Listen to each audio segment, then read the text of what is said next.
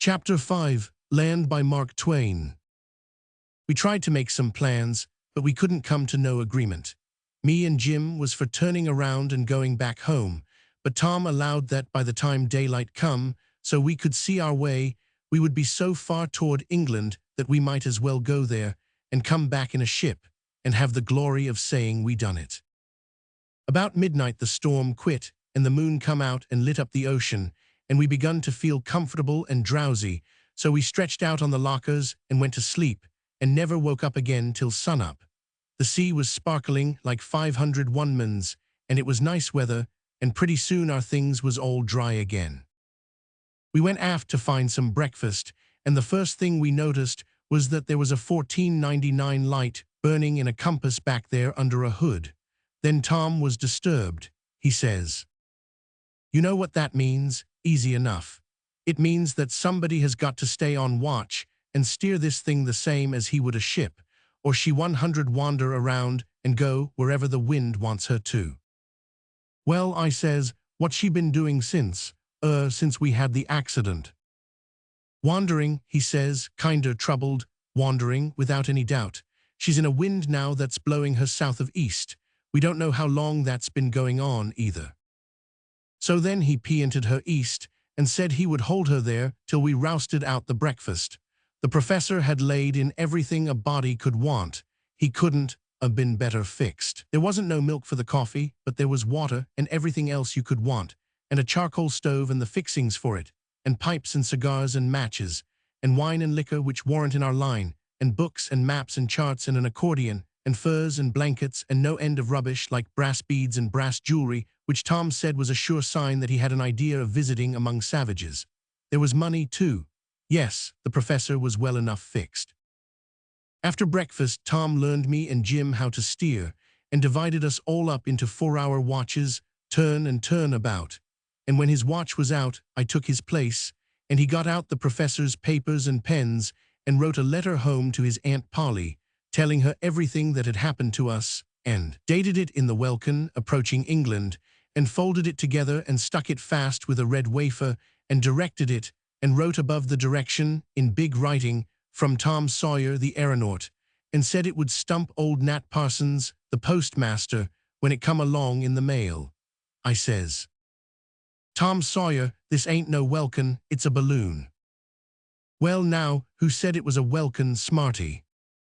"You've wrote it on the letter, anyway." "What of it? That don't mean that the balloon's the welkin." "Oh, I thought it did. Well then, what is a welkin?" I see in a minute he was stuck. He raked and scraped around in his mind, but he couldn't find nothing, so he had to say, "I don't know and nobody don't know. It's just a word, and it's a mighty good word too. There ain't many that lays over it. I don't believe there's any that does." "Shucks," I says, "but what does it mean? That's the p'int." "I don't know what it means, I tell you. It's a word that people uses for, well, it's ornamental. They don't put ruffles on a shirt to keep a person warm, do they?" "Course they don't." "But they put them on, don't they?" "Yes." "All right then, that letter I wrote is a shirt, and the welkin's the ruffle on it." I judged that that would gravel Jim, and it did. "Now, Mars Tom, it ain't no use to talk like dat, and moreover, it's sinful. You knows a letter ain't no shirt, and dey ain't no ruffles on it, nuther. Dey ain't no place to put 'em on, you can't put 'em on, and dey wouldn't stay ef you did." "Oh, do shut up, and wait till something started that you know something about." "Why, Mars Tom, surely you can't mean to say I don't know about shirts, when goodness knows, I's toted home to washin' ever since. I tell you, this hasn't got anything to do with shirts. I only—" "Why, Mars Tom, you said yoself dat a letter." "Do you want to drive me crazy? Keep still. I only used it as a metaphor." That word kinder bricked us up for a minute. Then Jim says, rather timid, because he see Tom was getting pretty tetchy, "Mars Tom, what is a metaphor?" "A metaphor's it's a metaphor's an illustration." He see that didn't get home, so he tried again. "When I say birds of a feather flocks together, It's a metaphorical way of saying. But dey don't, Mars Tom, no sir, deed dey don't. Dey ain't no feathers dat's more alike den a bluebird and a jaybird, but ef you waits till you catches dem birds together, you 100. Oh, give us a rest. You can't get the simplest little thing through your thick skull. Now don't bother me any more. Jim was satisfied to stop. He was dreadful pleased with himself for catching Tom out. The minute Tom begun to talk about birds, I judged he was a goner, because Jim knowed more about birds than both of us put together. You see, he had killed hundreds and hundreds of them, and that's the way to find out about birds. That's the way people does that writes books about birds and loves them so that they 100 go hungry and tired and take any amount of trouble to find a new bird and kill it. Their name is ornithologers, and I could have been an ornithologer myself, because I always loved birds and creatures, and I started out to learn how to be one, and I see a bird sitting on a limb of a high tree, singing with its head tilted back and its mouth open, and before I thought I fired, and his song stopped, and he fell straight down from the limb, all limp like a rag, and I run, and picked him up, and he was dead, and his body was warm in my hand, and his head rolled about this way and that, like his neck was broke, and there was a little white skin over his eyes, and one little drop of blood on the side of his head. And laws, I couldn't see nothing more for the tears, and I hain't never murdered no creature since that warn't doing me no harm, and I ain't going to. But I was aggravated about that welkin. I wanted to know. I got the subject up again, and then Tom explained the best he could. He said when a person made a big speech, the newspapers said the shouts of the people made the welkin ring. He said they always said that, but none of them ever told what it was, so he allowed it just meant outdoors and up high. Well, that seemed sensible enough, so I was satisfied and said so. That pleased Tom and put him in a good humor again, and he says, "Well, it's all right then, and we 100 let bygones be bygones. I don't know for certain what a welkin is, but when we land in London, we 100 make it ring anyway, and don't you forget it." He said an aeronaut was a person who sailed around in balloons, and said it was a mighty sight finer to be Tom Sawyer the aeronaut than to be Tom Sawyer the traveler, and we would be heard of all round the world if we pulled through all right, and so he wouldn't give shucks to be a traveler now. Toward the middle of the afternoon, we got everything ready to land, and we felt pretty good, too, and proud, and we kept watching with the glasses like Columbus discovering America, but we couldn't see nothing but ocean.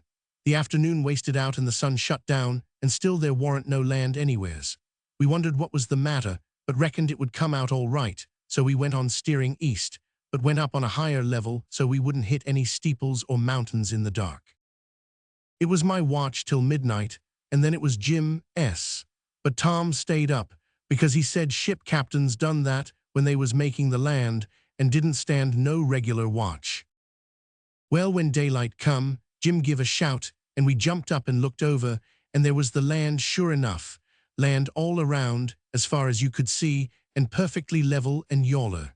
We didn't know how long we 500 been over it. There warn't no trees, nor hills, nor rocks, nor towns, and Tom and Jim had took it for the sea. They took it for the sea in a dead car 1000, but we was so high up anyway that if it had been the sea and rough, it would a looked smooth, all the same in the night that way. We was all in a powerful excitement now, and grabbed the glasses and hunted everywheres for London, but couldn't find hair nor hide of it, nor any other settlement, nor any sign of a lake or a river either. Tom was clean beat. He said it warn't his notion of England. He thought England looked like America and always had that idea. So he said we better have breakfast and then drop down and inquire the quickest way to London. We cut the breakfast pretty short, we was so impatient. As we slanted along down, the weather began to moderate, and pretty soon we shed our furs. But it kept on moderating, and in a precious little while it was most too moderate. We was close down now, and just blistering. We settled down to within 30 foot of the land. That is, it was land if sand is land, for this wasn't anything but pure sand. Tom and me clumb down the ladder and took a run to stretch our legs, and it felt amazing good. That is, the stretching 999, but the sand scorched our feet like hot embers. Next, we see somebody coming and started to meet him, but we heard Jim shout and looked around, and he was fairly dancing and making signs and yelling. We couldn't make out what he said, but we was scared anyway and begun to heel it back to the balloon. When we got close enough, we understood the words, and they made me sick. Run, run fo, yo life, hit a lion, I can see him through the glass.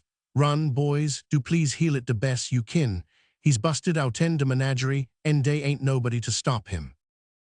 It made Tom fly, but it took the stiffening all out of my legs. I could only just gasp along the way you do in a dream when there's a ghost gaining on you. Tom got to the ladder and shinned up it a piece and waited for me, and as soon as I got a foothold on it, he shouted to Jim to soar away. But Jim had clean lost his head and said he had forgot how. So Tom shinned along up and told me to follow, but the lion was arriving, fetching a most ghastly roar with every lope, and my legs shook, so I dasn't try to take one of them out of the rounds for fear the other one would give way under me. But Tom was aboard by this time, and he started the balloon up a little, and stopped it again as soon as the end of the ladder was 10 or 12 feet above ground. And there was the lion, ripping around under me, and roaring and springing up in the air at the ladder, and only missing it about a quarter of an inch, it seemed to me. It was delicious to be out of his reach, perfectly delicious, and made me feel good and thankful all up one side, but I was hanging there helpless and couldn't climb, and that made me feel perfectly wretched and miserable all down the other. It is most seldom that a person feels so mixed like that, and it is not to be recommended either. Tom asked me what he 500 better do, but I didn't know. He asked me if I could hold on whilst he sailed away to a safe place and left the lion behind. I said I could if he didn't go no higher than he was now, but if he went higher, I would lose my head and fall sure. So he said, take a good grip, and he started. Don't go so fast, I shouted, it makes my head swim. He had started like a lightning express. He slowed down, and we glided over the sand slower, but still in a kind of sickening way, for it is uncomfortable to see things sliding and gliding under you like that, and not a sound. But pretty soon there was plenty of sound, for the lion was catching up. His noise fetched others. You could see them coming on the lope from every direction, and pretty soon there was a couple of dozen of them under me, jumping up at the ladder and snarling and snapping at each other. And so we went skimming along over the sand, and these fellows doing what they could to help us to not forget the occasion. And then some other beasts come, without an invite, and they started a regular riot down there. We see this plan was a mistake. We couldn't ever get away from them at this gate, and I couldn't hold on forever. So Tom took a think and struck another idea. That was to kill a lion with the pepperbox revolver and then sail away while the others stopped to fight over the carcass. So he stopped the balloon still and done it, and then we sailed off while the fuss was going on and come down a quarter of a mile off, and they helped me aboard. But by the time we was out of reach again, that gang was on hand once more. And when they see we was really gone and they couldn't get us, they sat down on their hams and looked up at us, so kind of disappointed that it was as much as a person could do not to see their side of the matter.